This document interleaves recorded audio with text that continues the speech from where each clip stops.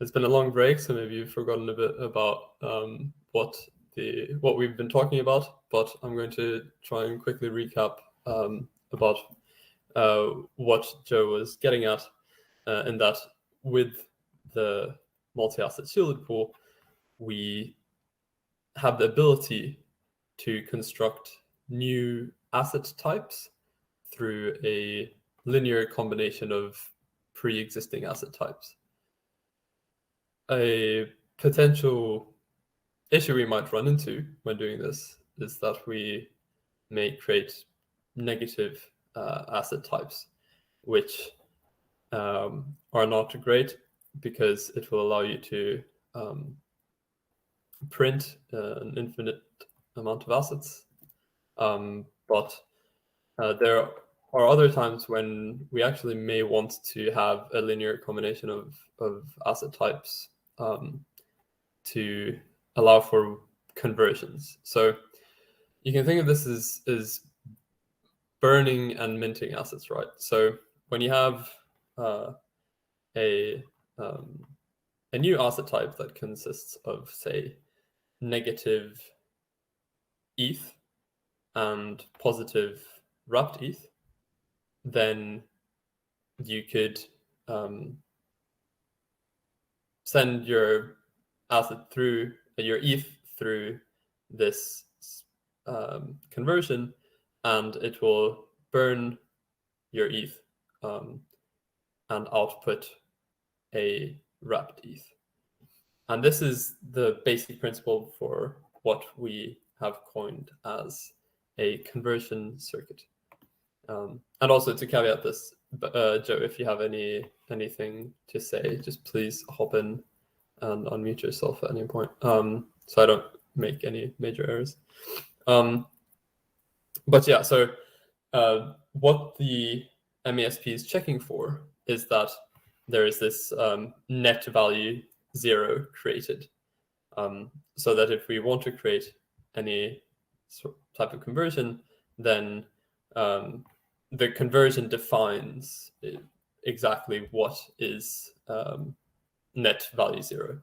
So if I have, and in this sense, we have this like law of conservation of cryptographic assets where tokens can either be created or destroyed, except for these new assets, which allows for these conversions. So more formally, a valid predefined conversion is a list of tuples. So you can say A1 V1, A2 V2, theoretically infinitely long list, but in practice, usually just 2 from what we've thought of. And you can then define a new asset generator, EBCC, as the sum of these VIs, which we put in brackets to indicate that these are their integer values multiplied by the asset generator of the asset type we're interested in. And this multiplication isn't the normal arithmetic one that we think about. It's over an elliptic curve. So let's just jump back to reality a bit and think of a very applicable example that we've tried to tackle through our lifetimes in the cryptoverse, and that is creating a stablecoin. So if it was as simple as this, then we could, in theory, make a conversion whereby we have the stablecoins asset generator, and then our already kind of accepted notion of the asset we're trying to peg to in another asset generator. God knows how we're going to get that into the blockchain. But in this sense, you could have a conversion where if you send the stablecoin, you're guaranteed to get exactly 1 USD or whatever peg you're trying to achieve out on the other side. And this would be done completely anonymously, right? Because these conversions are conversions in their truest sense. There is no counterparty. There is no public exchange. There's no need for shielding or unshielding anything. It simply just ensures that the condition of net value created or destroyed is zero. So for Namada, we want to incentivize the idea of public goods. And we believe that privacy is a public good. So we want to incentivize users for keeping their assets in their shielded pool. So how would we go about doing that without asking people, okay, how much assets do you have in the shielded pool? Okay, we believe you, we can't see it. We're going to send you some. Or another way would, I guess, would be to ask them to prove that they had it. But then there's no point in that, right? Because we're just leaking privacy, which is the public good we're trying to protect. So if we create, let's say, epoch-based tokens, so we would have, I wonder if you can see my mouse on the screen. Perhaps not. But so if we have, let's say, we have NAM tokens, which is our native asset, denominated in every epoch. So each NAM asset in the shielded pool is different from one another based upon which epoch they were generated in. And then as epochs go on, you can convert any previous epoch NAM token to a current epoch NAM token.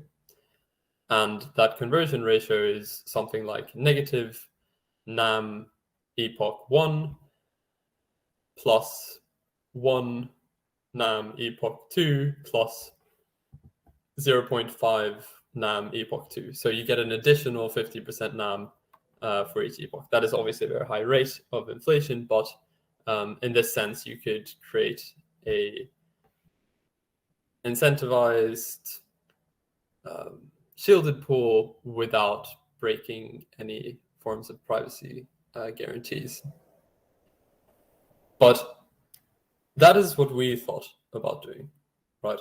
And in a sense, we think of this workshop as a place to generate new ideas and a place to let engineers and thinkers like yourselves to come up with ways to apply these ideas onto other things, so new things, and we would love to see it used. I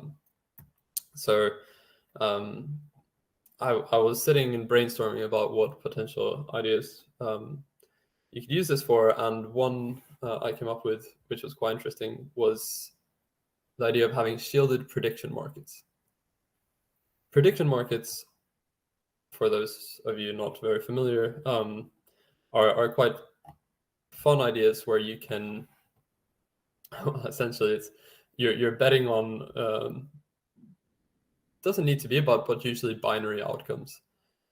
So let's say, will I end my presentation in time?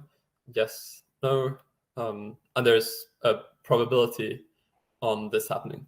And in a transparent prediction market, that question would exist, let's say, and let's say there's, if it does, so there would be some token, like Bengt finishes his presentation on time, and if I do, this token evaluates to, let's say, $100 to keep them, or 100 USDC, sorry, or DAI, or then, and if I do not, then the opposing token, let's say, generates 100 DAI. Then this token would be traded on the market, for, let's say, if the probability of me finishing in time is around 30%, then it would be trading at around around 30 DAI. Because obviously, if there was actually a higher likelihood of that happening, then someone could come in and buy it, and then an expectation they're making profit. Anyway, the finance part of it is not the interesting part. The interesting part is that it's possible to do this, I believe, using just the convert circuit.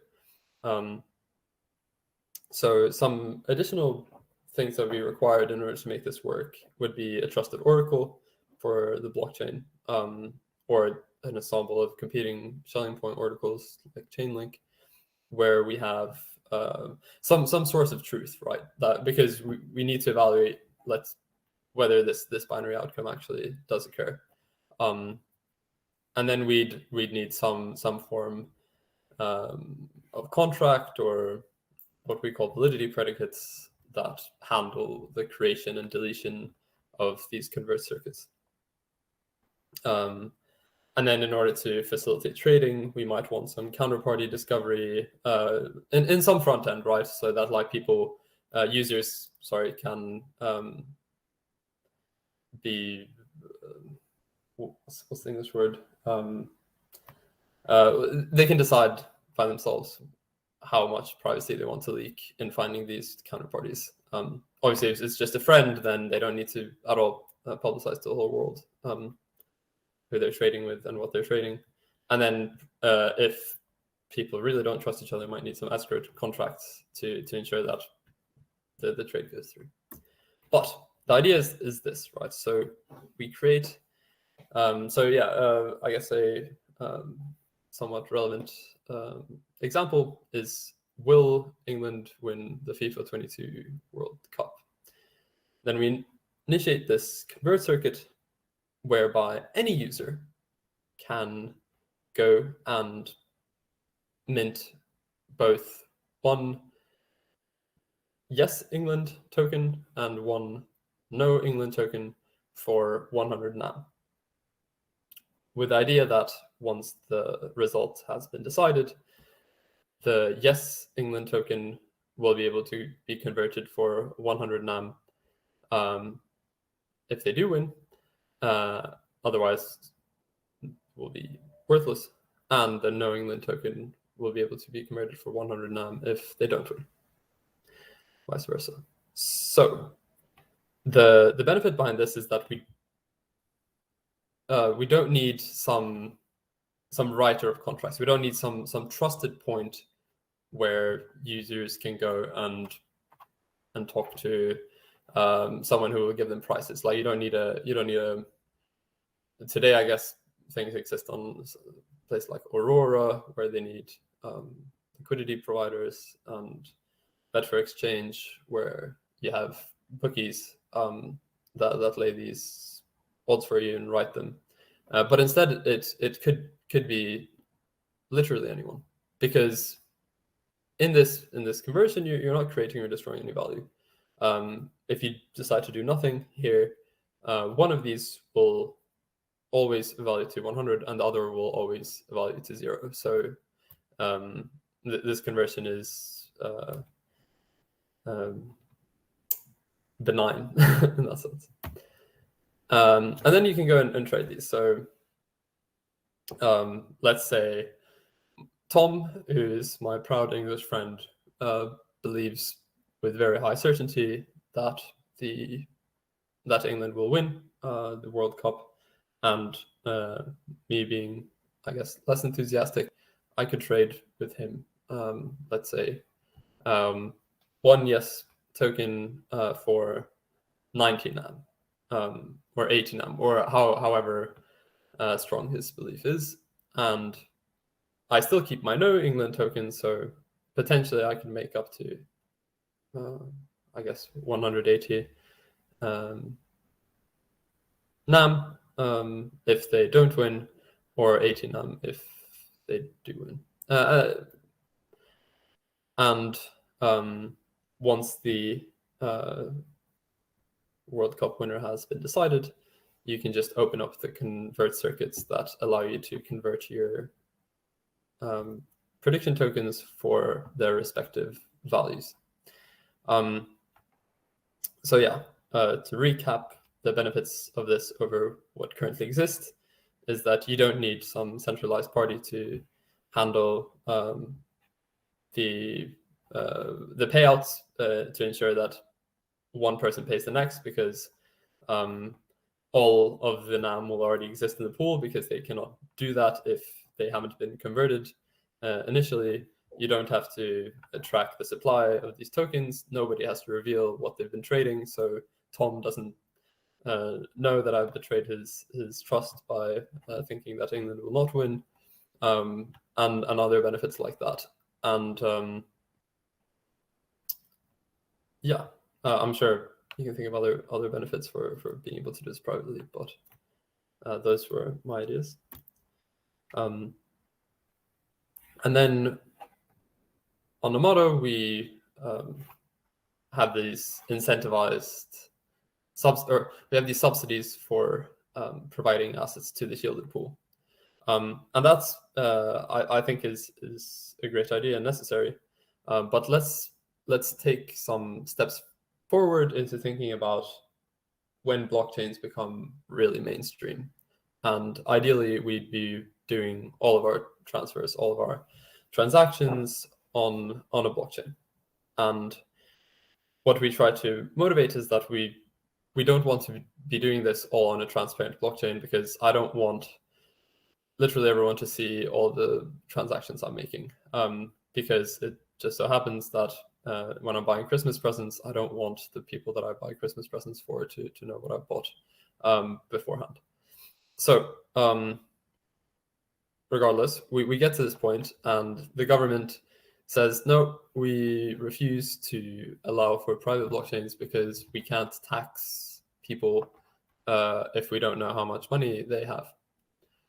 Right, but if we create convert circuits where we enforce that the only legal tender is the latest epoch, then you can tax people in a completely anonymous way by ensuring that as they update their tokens, certain amounts get either burnt or created in the name of the government or whatever body exists. And it doesn't need to necessarily be just a tax for the sake of taxation, but it could also act as a stick, let's say, for people that, if we go back to our example of trying to incentivize shielded assets in the shielded pool, then we might want to incentivize active assets in the shielded pool by saying, okay, if you haven't converted in the past 10 epochs, then you'll be taxed. So it incentivizes people to keep their assets updated. Then another idea is perhaps to use it for voting and crowdfunding. So my idea here was that we could distribute vote tokens, and people can vote anonymously, perhaps in a private DAO, where they there exist certain proposals, and they can convert their vote tokens for voted for X proposal tokens, and you would have no idea of who voted for what, and not even actually how many people voted for it until you collect them and reveal it. But then you can so you could like create some revealing mechanisms still with zero knowledge, so that nobody has to reveal who they were, or you aggregate it at some place and then that place reveals it. And then once that is done, you can trade back your vote tokens for or voted for tokens for new vote tokens for the next proposal, so that they're compatible. And the same goes for funding projects, so that once it's successful, you can get your if it's not successful, you can open this other circuit and get your money back. And if it is successful, then that's great.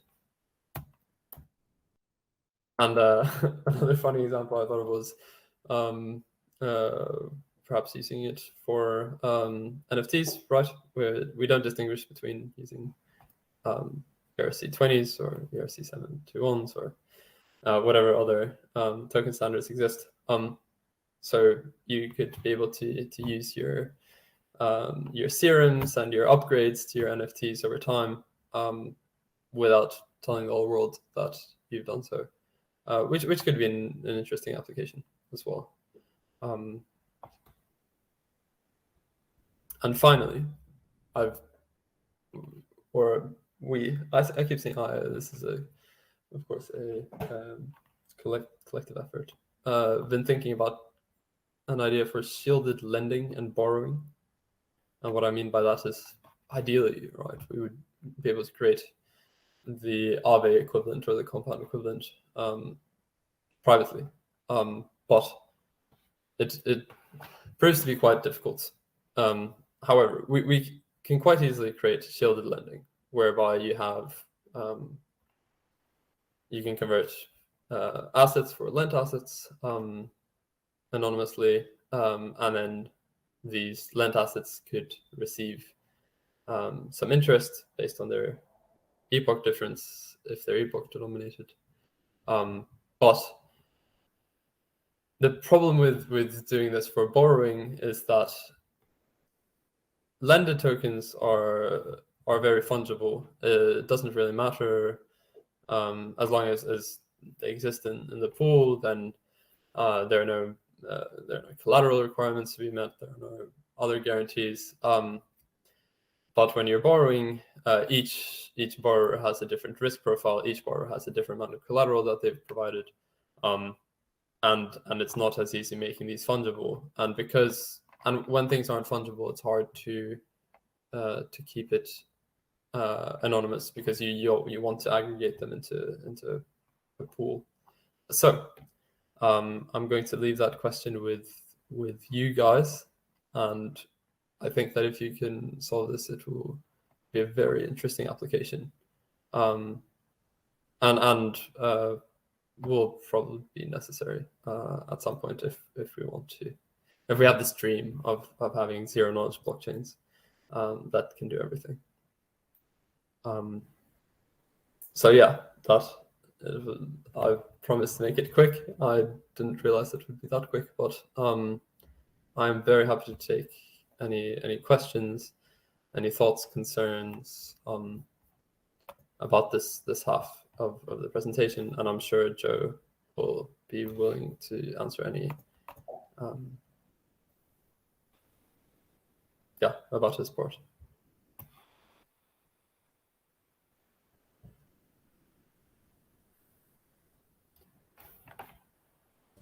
I'll also jump back on.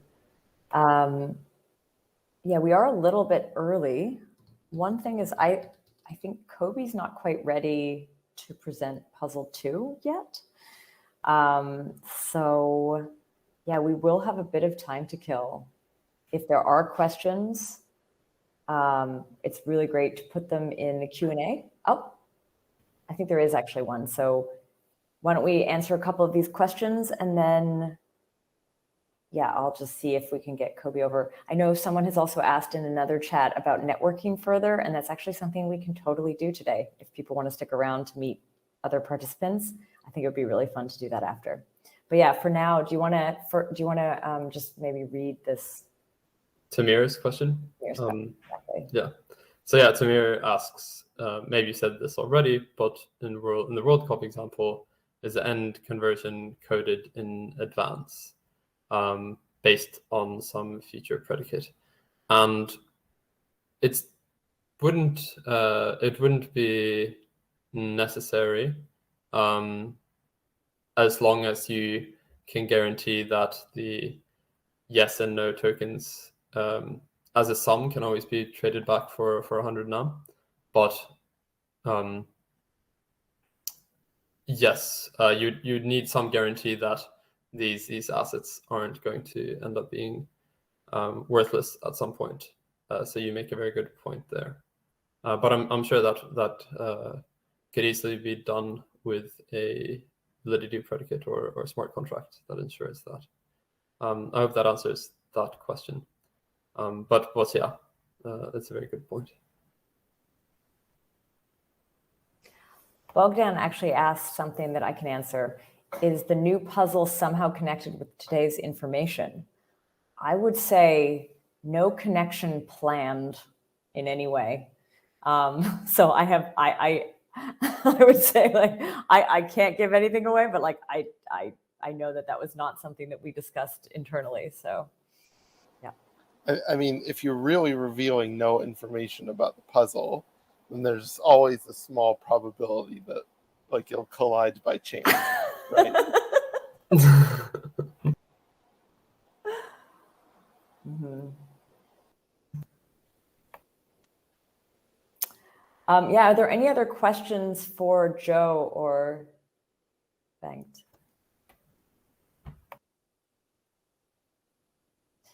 I think we have a little bit of time still in this session. I wonder, is there anything else that either of you would be able to share? Like maybe even like links or ways, because you would ask this question at the end there.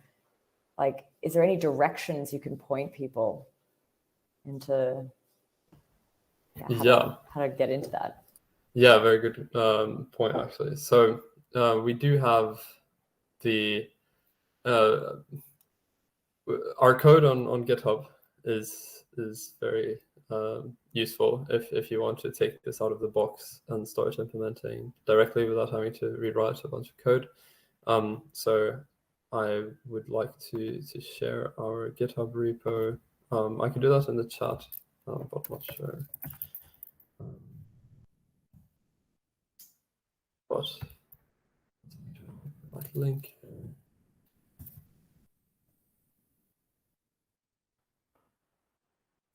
Also Bogdan's asking about sort of getting some easier, simpler beginner level stuff. I'm going to add some separate links that are more just beginner content if you're interested in just general ZK stuff. But anyway, go ahead, Bengt, please. Yes.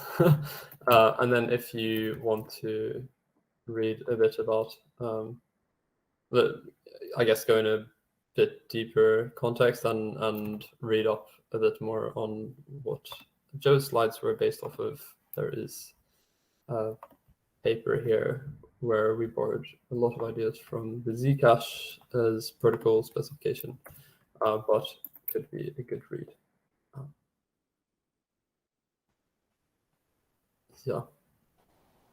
Yeah, I would just add, I think the Zcash protocol specification, while being quite good, again, is not necessarily light reading.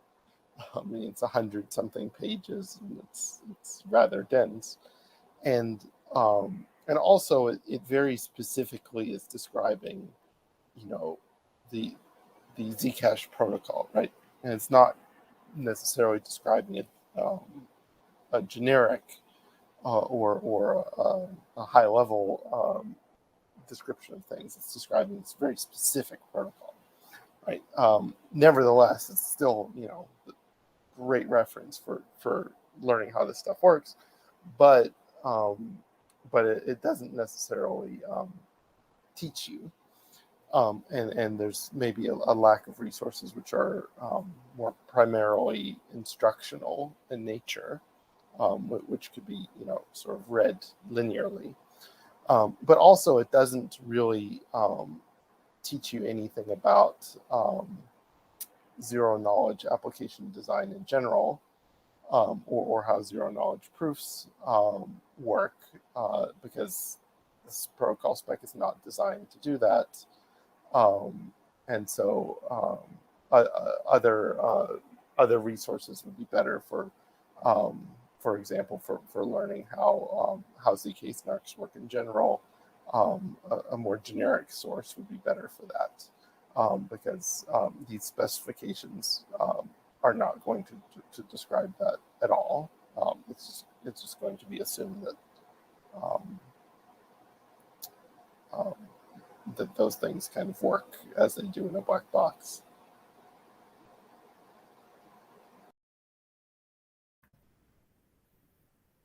Yeah, and I agree with Joe there, because I don't come from a cryptography background, and all of the information that I've collected have been most useful from the Zcash specification, but has been a very long read, and I would highly recommend to stay motivated to go on some of the shorter reads first, grasp, like, I guess the bigger idea, and then go more granular when needed.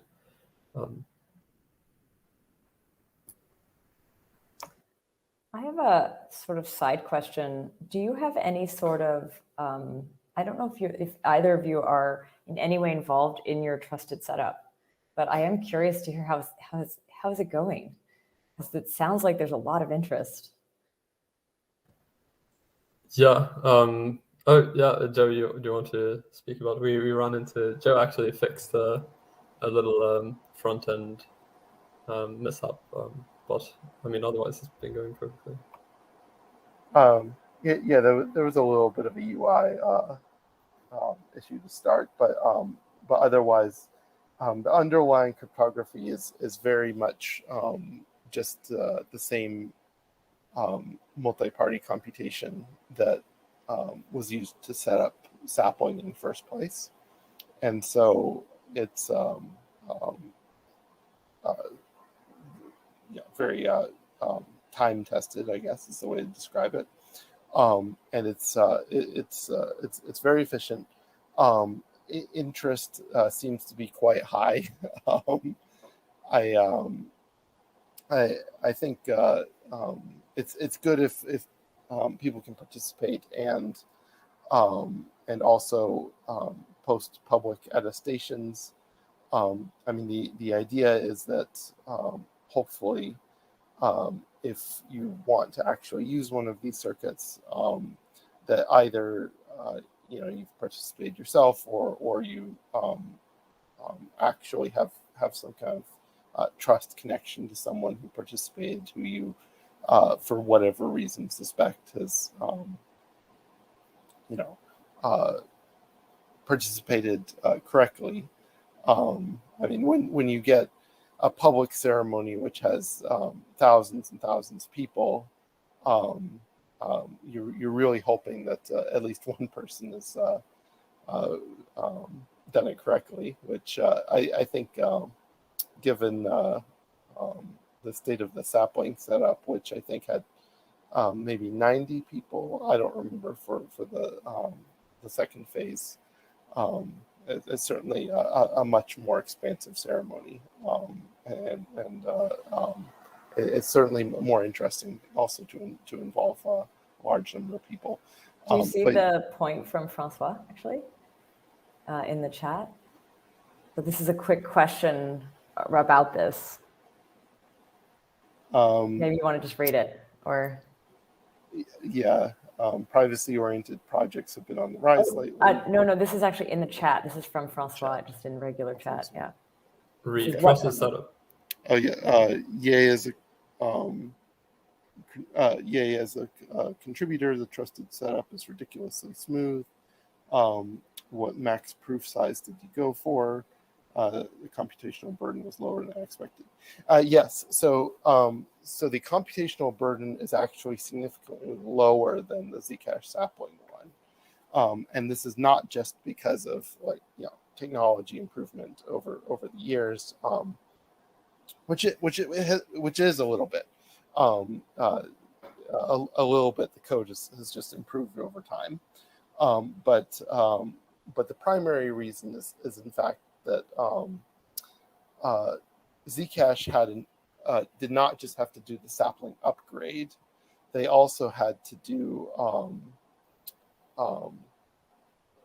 they weren't just implementing the Sapling protocol; they were doing a Sapling upgrade. They were upgrading Sprout from the old Sprout protocol to Sapling, and so they had to do the setup for the old Sprout join split circuit at the same time. And of course, it wasn't revealed at the time, but there was the infamous bug in the Sprout trusted setup that they also had to to fix at the same time, by doing the Groth 16 setup for the Sprout circuit. And so the Sprout circuit, because they did the setup for that as part of the Sapling ceremony, the Sprout circuit is much larger. I mean, Sapling was a really huge upgrade in terms of performance. And so so being able to do, so having to do the Sprout setup at the same time actually kind of slowed them down. Whereas with MASP, there's no legacy Sprout pool to deal with. And so we just get rid of the Sprout circuit entirely. And so we had the convert circuit to also do the setup for, but convert circuit is very small. And so so when you consider all the different things, hardware's improved a lot over 4 or 5 years. Software has improved a lot, and we didn't have to do the Sprout setup. That contributed a lot to it being more efficient. And having an automated coordinator, which is, I believe, based in Alio's coordinator. Having an automated coordinator helps scale the ceremony a lot easier. You just join, and you don't have to deal with receiving files and uploading files. It's all handled by the coordinator. And so that gives the perception, at least, that the contribution is a lot smoother. But there's a step taken out there in a lot of ways, I guess. Yeah, it makes it kind of more frictionless. But it definitely it seems like demand's very high to participate. Totally. I'm awesome. hoping that at least some of the anonymous contributors are actually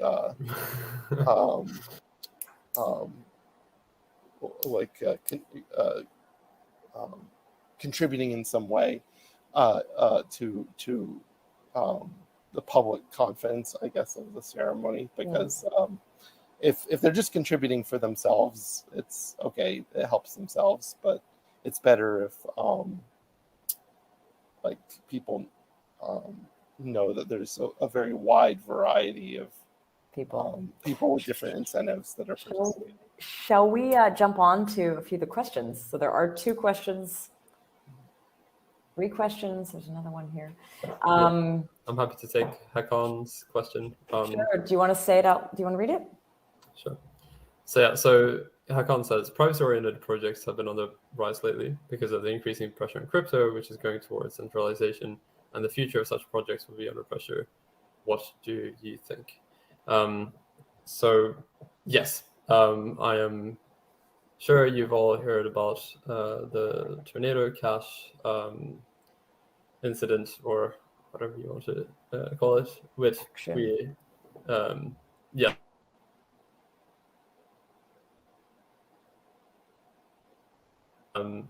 is perhaps not directed in the way that I would have done it had I been the social planner. But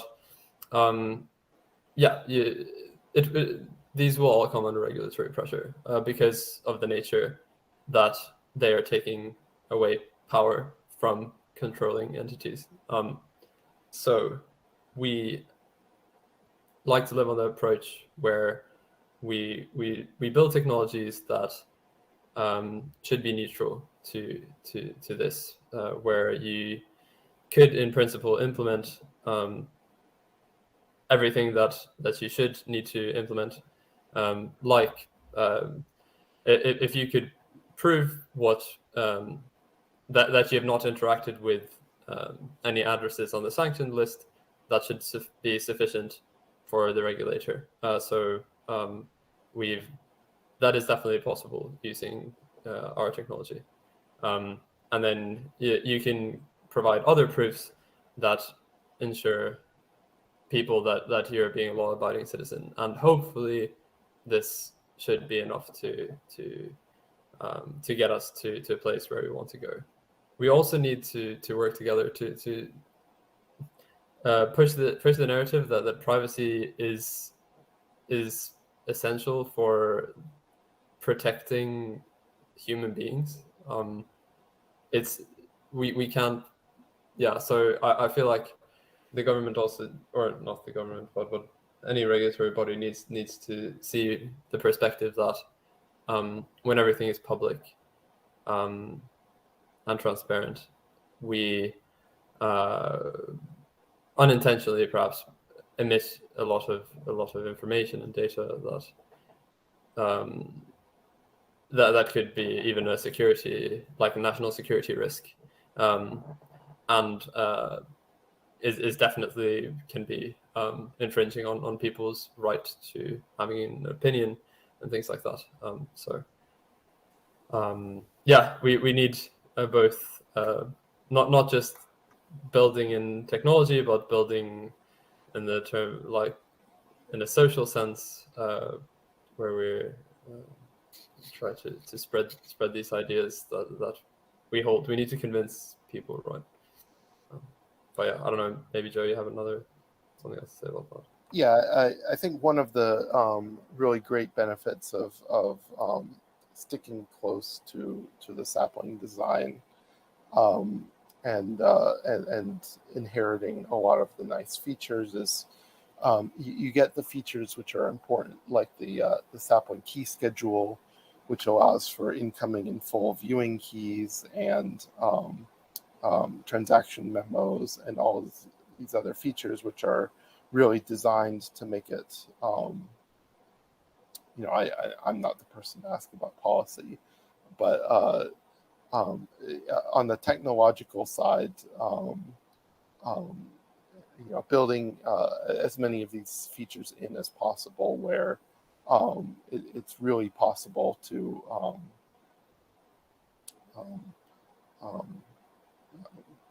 to provide these guarantees as much as you can to help people meet whatever policy requirements there are, is really important.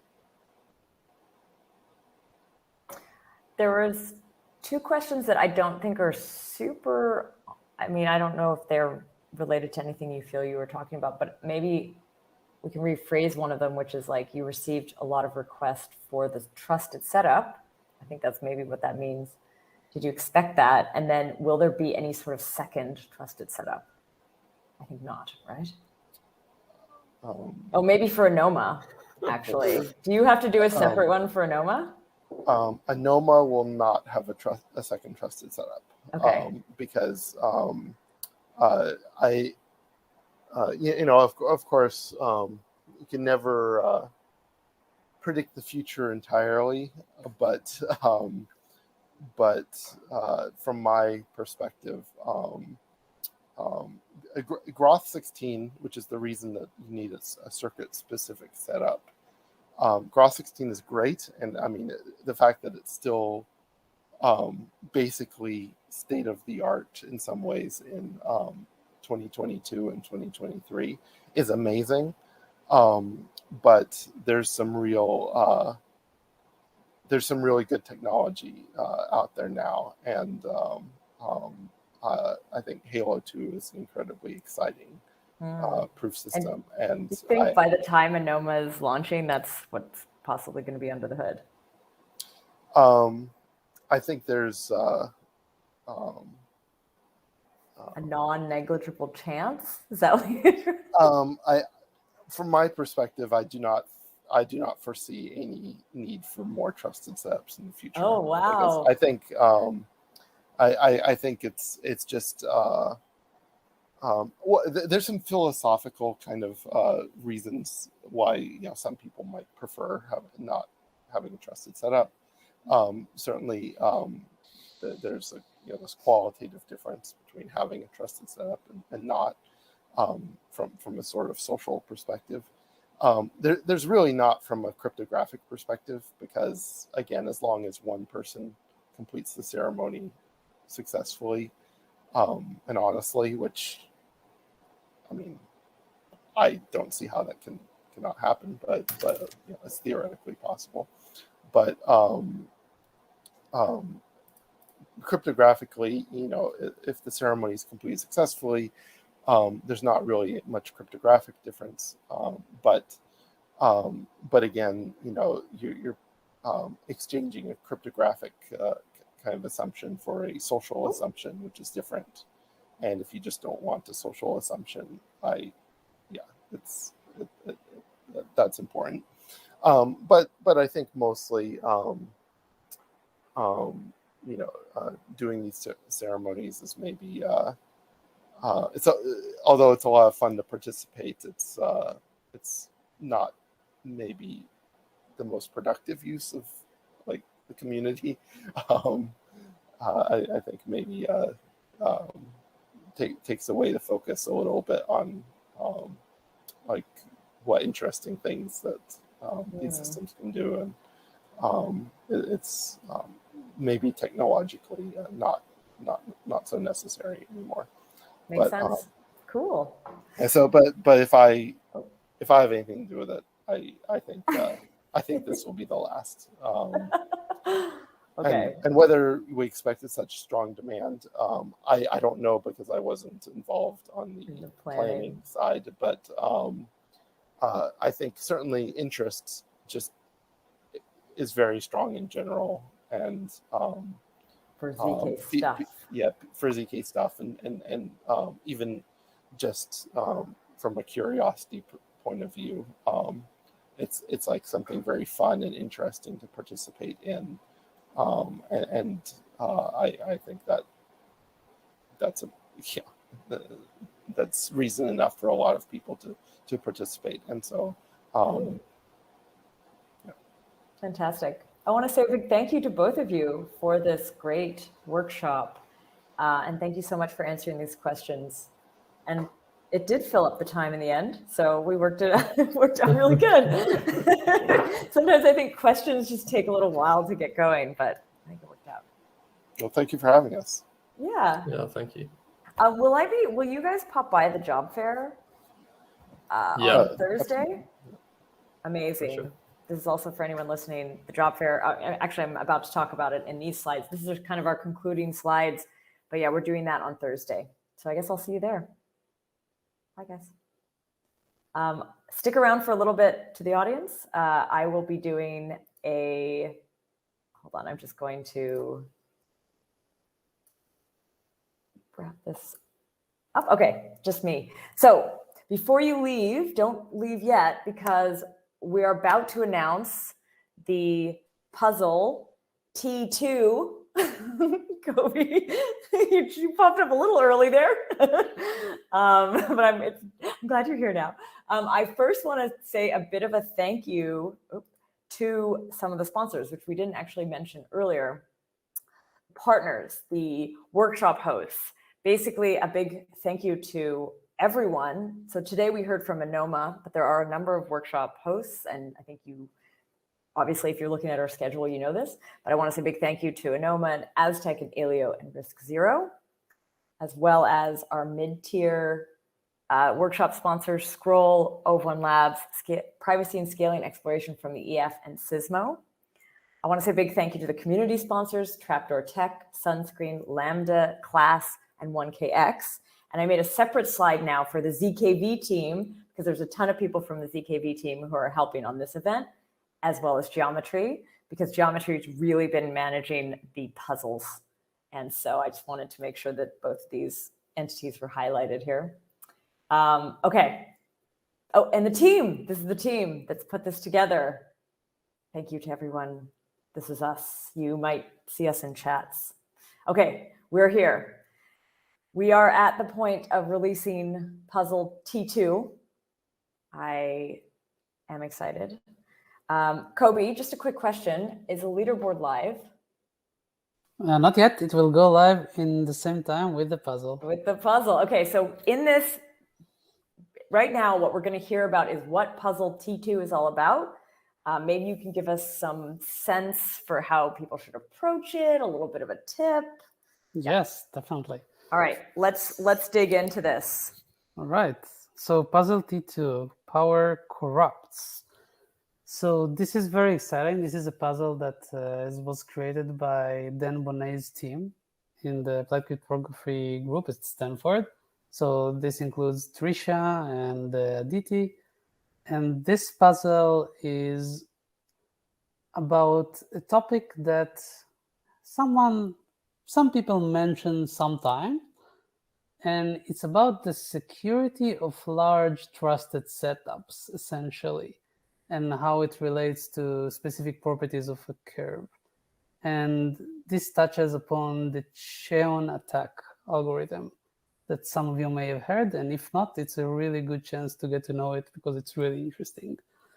Yeah, so that's what the puzzle is going to be about. Again, it's in ArcWorks. This time it's going to require also some computing power. Like you will need to run your computer and it may get heated for 20 minutes or something, but it's worth it. Cool. Exciting stuff. Thank you, Kobe. And as you mentioned, I guess it'll go live on the website shortly. Maybe we can I'll just share a link to the website in the meantime. So this is zkhack zkhack.dev/zkhack_III here. It's here where if you look for puzzle 2, this is where it's going to first appear. Also, if you're not yet in the Discord, you should head over there because we'll be sharing links to all of this over there as well. So you'll see it as it lands. And as this is a time, you're competing both for accuracy of solution, but also for speed. I think someone was asking what you had mentioned there when you had said the Chinon attack. I will write it in the chat. You will see all the details in the background material, but I will also write it here so it will be easy to see. Awesome. But yeah, like you said, fested solvers get rewards, but also the best write-ups, so you can submit them whenever you want. The puzzle finishes at Monday night, so up until the last minute of the day, UTC. And yeah, feel free to ask questions and form teams in the puzzle chat channel on Discord, and have fun. And maybe just one thing, there are going to be hints. So we release 3 hints during the week. So if you are stumped, just keep your eye out for that. When's the first one usually going out? Thursday or Friday? So the first one usually goes out a day after, at the evening. Yeah. Cool. Awesome. All right. Thanks, Kobe. I just have a few more things to say about the next session. Yes. Okay. We are doing a session with Aztec on Thursday. This is going to be a 2-hour workshop on the DSL Noir. I think they may have done workshops on this, but I know this is one of the earlier workshops. So I think it would be really cool if you want to find out about that to join it. Right after that session, so this is on Thursday. Right after that, we are also going to be doing the ZK Jobs Fair. This I've mentioned and teased a few times. It's in this digital world, like you get to have a little avatar, you can run around and meet people. It's fantastic. It's a fantastic way to kind of get to know your potential employers before going through any sort of formal process. You can find out about available jobs. You can just get to know the vibe of the company. There will be, I think, some hiring folks there, but also some engineers. So you could potentially meet like people you're going to be working with as well. And just generally, it's a cool place to go hang out after ZK Hack, period. Like you will get to meet other participants as well. It's like the networking is one thing, but this is a lot more casual. And there's going to be some games. We tend to play like poker at the end. There's a bit of like, I think this is the 7th or 8th time we're doing it. So there is like, we kind of have fun. We come to the space every once in a while and get to know each other and get to hang out. So I hope to see you there. The links for all this, we're going to be mailing out. We're going to be adding in the chat. We'll definitely be getting it to you, but keep your eyes posted. Put it in your calendar. The easiest way is just sign up for the next event for ZK Hack. We just put it in the chat there, but ZK Hack session 4, because then if you're signed up for that, you will for sure be reminded. You can put that in the calendar. And yeah, I hope to see you there. One last thing is that we are like a lot of teams are starting to do their postings on the jobs board. So if you're looking for, oh yeah, so Derek, you just asked how long is the job fair running? Actually, before I do that, the job fair is running usually about 2 hours. It's like I would try to get there earlier rather than later. Like assume for about an hour and a half, it's pretty high activity. And then by the end, people kind of trail off, and then we tend to play poker and we kind of get distracted. But I think for the beginning part, everyone's a lot more focused. And what you'll see is like we have booths for the different workshop hosts, and you can actually like walk up to them and get to know what's going on. And there's like little interactive things you can touch. In the meantime, check out the jobs board, because we are getting the sponsors putting up their jobs right now. And so they're sort of popping up. This is very fresh jobs. These are the jobs that they're also going to be talking about at the job fair. You can already check them out. I don't know if we could actually add the link to that maybe in the chat. Oh, yeah, perfect. So yeah, I just wanted to let you know about that. Here's all our, oh, I just went blurry. I don't know why that happened. Okay, well, here's all the rest of our links. We're at the end anyway. So yeah, thanks so much for joining us for session 3 of the ZK Hack 3. And we'll see you on Thursday. Puzzle is officially live. Whoa, yeah. Okay, we'll add the link in here too. Oh, what we could do right now is we can turn on networking if anyone does want to meet, if anyone's still around. I think we can do that. Yes, okay, we'll put on networking. You have to refresh your browser. I will hopefully not be blurry after that. And I think you'll stick around for another 15, 20 minutes, and then the event ends. But enjoy yourselves, and hope to see you in the Discord, and hope to see you on Thursday at the job fair and for the session.